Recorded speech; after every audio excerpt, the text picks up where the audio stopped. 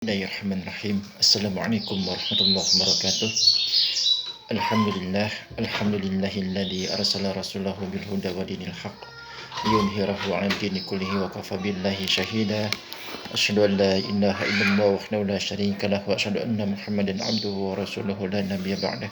Allahumma shalli wa sallim 'ala sayyidina Muhammadin kana sadiqal wa'di wa kana sadiqar rasulan wa nabiyyan wa 'ala alihi wa ashabihi alladhina yuhsinuna islamahum ولم يفعلوا شيئا فريا أما بعد فيا عباد الله اتقوا الله حق تقاته ولا تموتن إلا وأنتم مسلمون رب اشرح لي صدري ويسر لي أمري واحلل عقدة من لساني يفقهوا قولي.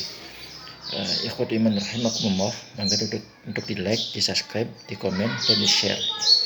Nah, ikhwati iman rahimakumullah, kalau kemarin dulu itu kita pernah membahas permasalahan mengenai akad nikah itu seperti apa dalam hukum syariahnya, lalu kita ada peminang itu seperti apa dalam hukum syariahnya, lalu kita kiat memilih seorang calon suami atau istri kita dalam hukum syariah itu seperti apa. Nah, itu sudah dijelaskan di dalam konten-konten saya sebelumnya. Ikhwati iman rahimakumullah, pada saat ini kita akan menjelaskan mengenai suatu hal yang mungkin ini sangat ditunggu-tunggu oleh kita semua, yaitu mengenai penjelasan mengenai indahnya bulan madu. Nah, ini sangat ditunggu-tunggu oleh kita semua, khususnya bagi para pasangan yang baru saja melangsungkan akad pernikahan, melangsungkan satu pernikahan. Nah, ikhwati man rahimakumullah, malam pengantin itu adalah merupakan malam sepanjang umur.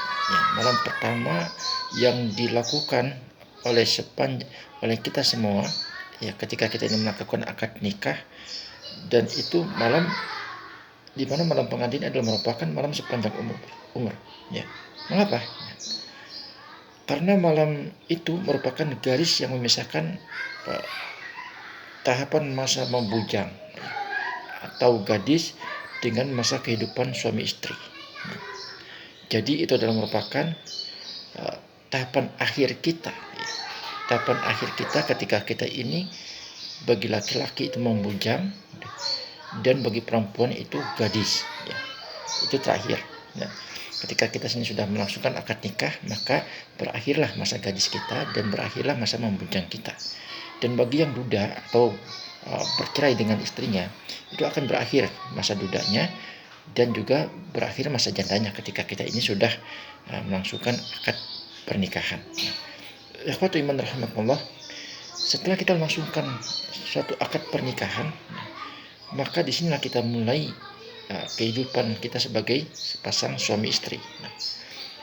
Dalam pandangan orang-orang yang beriman, itu malam pengantin adalah jarak, sekali lagi malam pengantin itu adalah jarak yang memisahkan antara dua perjalanan. Jadi malam pengantin itu adalah merupakan jarak yang memisahkan antara dua perjalanan. Perjalanan apa? Perjalanan tadi itu perjalanan kalau misalnya kita laki-laki yang belum menikah, itu kita berhenti kita sebagai bujangan, atau kita berhenti sebagai duda bagi mereka yang sudah menikah tapi bercerai.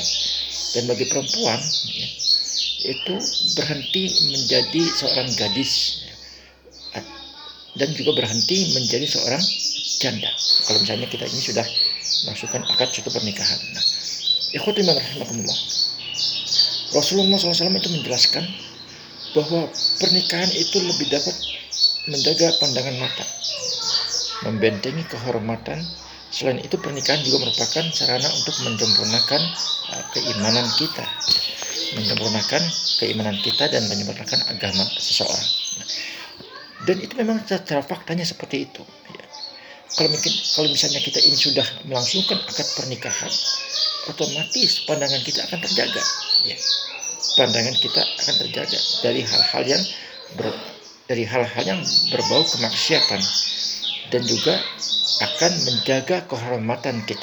Sekali lagi, akan menjaga kehormatan kita. Bahkan selain itu pernikahan merupakan sarana untuk menyempurnakan agama kita. Mengapa bisa dikatakan sebagai perbuatan yang dapat menyempurnakan agama kita, ya. Karena pernikahan ini adalah merupakan suatu tatanan syariah, salah satu tatanan syariah yang disyariahkan oleh agama kita. Jadi kalau misalnya kita mau mengikuti, ya, aturan yang telah ditetapkan oleh hukum syariah itu, maka otomatis kita ini menjadi orang yang taat kepada Allah Subhanahu wa taala atas perintah Allah untuk segera melangsungkan pernikahan. Dan ini artinya kita dapat menyempurnakan agama kita. Karena kita ini sudah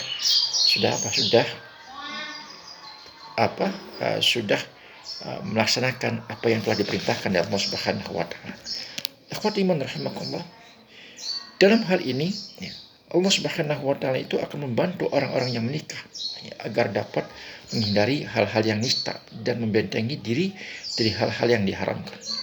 Nah, jadi kalau misalnya kita ini sudah menikah, maka Allah nanti akan membantu kita dari hal-hal yang diharamkan itu tadi, ya, dan dari perbuatan-perbuatan yang dinistakan oleh Allah Subhanahu wa taala. Ikhwati man rahimakumullah. Sebaik-baik harta dunia, ya, itu bukan harta berupa rumah yang mewah, ya. Bukan mobil yang jumlahnya mengkilat dan mereknya jumlahnya banyak dan mereknya mengkilat, bukan itu. Tetapi yang sebaik-baik harta, ya, yang dapat menjaga kita itu adalah istri-istri kita yang solehah. Maka pilihlah calon istri kita ini dan suami kita ini adalah orang-orang yang soleh atau wanita-wanita yang solehah. Nah, ikhwatu iman rahimakumullah, siapa yang dimaksud dengan orang-orang yang soleh atau wanita-wanita yang soleh yang dapat dijadikan sebagai istri kita ini? Wanita-wanita yang solehah itu adalah wanita yang dapat membantu suaminya, ya, untuk mengerjakan urusan-urusan akhirat, ya. Ya, membantu urusan-urusan akhirat. Misalkan ketika suaminya itu dalam keadaan lengah, ya, lalu istri kita mengingatkan, ya, mengingatkan kita untuk melaksanakan apa yang diperintahkan Allah Subhanahu wa taala. Misalkan kita dalam keadaan malas untuk melaksanakan sholat, tapi istri kita memberikan semangat untuk melaksanakan, agar kita melaksanakan sholat. Nah, ini artinya kalau misalnya seperti itu, berarti istri kita ini termasuk kategori orang-orang yang atau wanita yang soleh. Ikhwatu iman rahimakumullah. Dan juga taat ketika disuruh dan juga menyenangkan ketika dipandang. Nah, inilah wanita-wanita yang soleh. Nah, ikhwati iman rahimakumullah, itu saja yang bisa saya sampaikan, dan insya Allah nanti kita akan lanjut di konten berikutnya. Itu saja. Subhanakallahumma wa bihamdik, asyhadu an la ilaha illa anta, astaghfiruka wa atubu ilaik. Assalamualaikum warahmatullahi wabarakatuh.